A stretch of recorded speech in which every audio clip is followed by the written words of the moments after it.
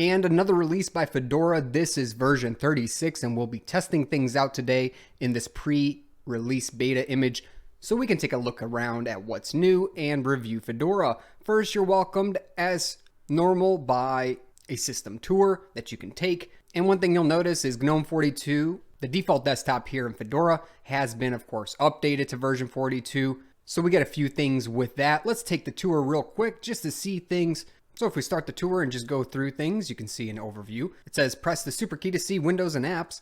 Just start typing to get search. Keep on top of workspaces by easily organizing them in virtual workspaces. Use 3 fingers up or down on the touchpad for an overview page. Left or right for workspaces. And that's it. Have a nice day, they say. All right, great onboarding process. Let's check things out in this fresh installation. I first want to explore some of the GNOME 42 updates. So the first thing is if you go to your settings and you check out appearance, you'll notice a light and a dark mode. Now this isn't something new, but what is new is now there's a more cohesive experience because some of the applications in GNOME and some system-wide escaped the dark theme in the past. Now when you set dark, it should be truly dark and cohesive across the system, across the applications. A great thing to see and finally have. So I'm going to set the dark theme for now so we can check things out. I'll mention right away that those of you who use proprietary NVIDIA drivers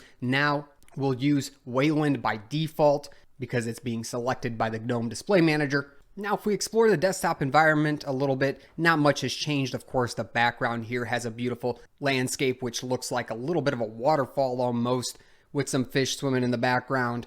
And it looks much like a painting someone painted. Anyways, in the top left-hand corner, we have activities. That gets you to the virtual workspaces right in the middle of the screen. If you have things launched, like I'm going to launch Firefox, and maybe the calendar here, which you'll notice with multiple applications opened up. Notice the smooth dark theme and everything, but if we hit activities again, now we have these 2 workspaces. You can easily drag and drop applications between your virtual workspaces. Make sure you know that. Also, if you start getting more virtual workspaces, you'll see them up here in these little squares as well, so you can easily toggle between. Know that you can also take these little applications and move them around your virtual desktops or workspaces as well. Just something to be aware of. You can also start a new one if you just drag in between a session. So for example, now when this one goes away, I introduce a new virtual workstation.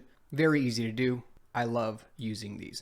In activities at the top, you can search for anything on the system. So let's say we're looking for settings, you type it in and it gives you anything and everything that has to do with settings on the system. On the bottom, one of my most favorite things is the new dock that was introduced with GNOME 40, which sits here at the bottom, very modern, and a few things here by default. Firefox, their default web browser, calendar from GNOME, the file manager from GNOME, and the software center. We'll check out the software center real quick just to make sure nothing has been updated in here, and it looks much the same. Nothing new here. Let's exit out of a few of these and continue on. To the right of the software center, we have show applications to show us everything on the system.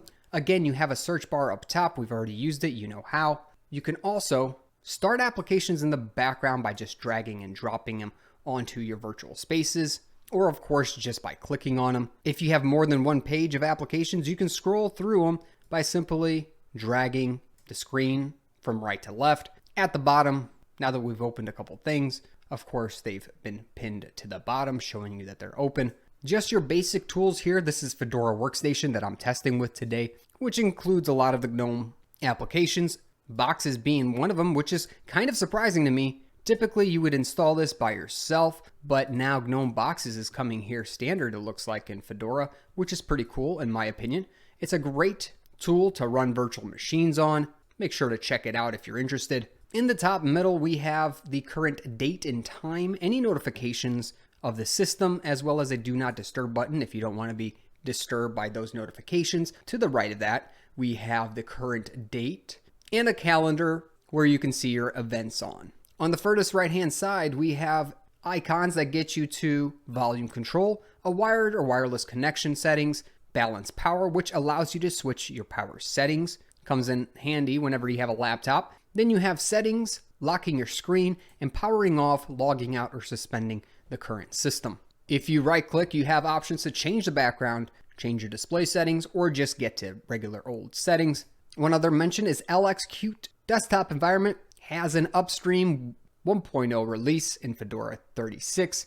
You can install that with your existing desktop environment if you want. Of course, a whole bunch of packages and libraries have been updated for this release, and you can get this in a Workstation Edition, Server Edition, Internet of Things Edition, or IoT, CoreOS Stream Edition, and there are various other spins for ARM devices and even Raspberry Pi. Whenever installing updates, it does remind me a little bit about Windows because it asks you whether or not you want to perform the updates after you restart or power down your computer, and then on next power up, it installs those updates that it has queued up, and you can't really use the system until it's done. For those of you who use Fedora, you might be used to this, but others might want to take this into consideration whenever testing out Fedora. It's something other distributions don't quite do. Are you ready to start learning about Linux today? Check out my Linux checklist and cheat sheet at learn.savvynik.com.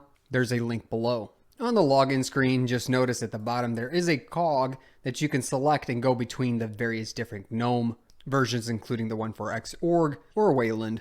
The logins remain the same, but now that we have a fresh system reboot, let's check out the current system resource usage. I'm going to check things out by using htop. So starting things out fresh, a little on the heavy side, this GNOME 42 releases. I know this has been down to around 800 gigs, so I'm a little surprised to see it at 1.15 gigs out of 8 gigs of memory.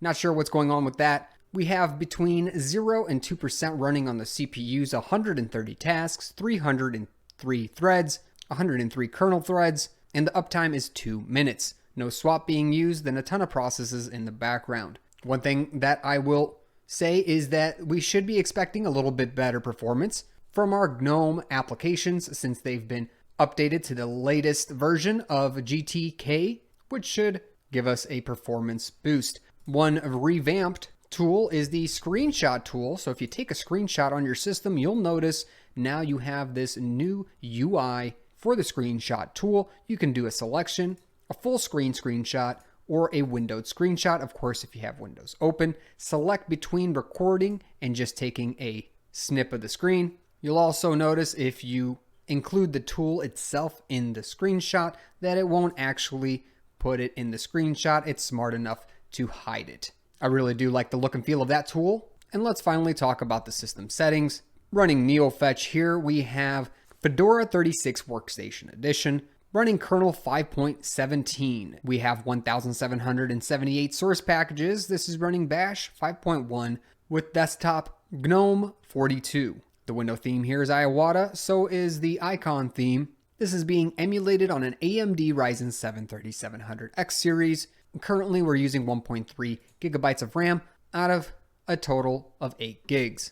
Not a whole lot has changed here, but there has been quality of life improvements. Are you planning on updating to Fedora 36? Let me know in the comment section below. Also, expect this to be out towards the end of April. Again, this is currently in the beta phase. You can download the beta image and help test.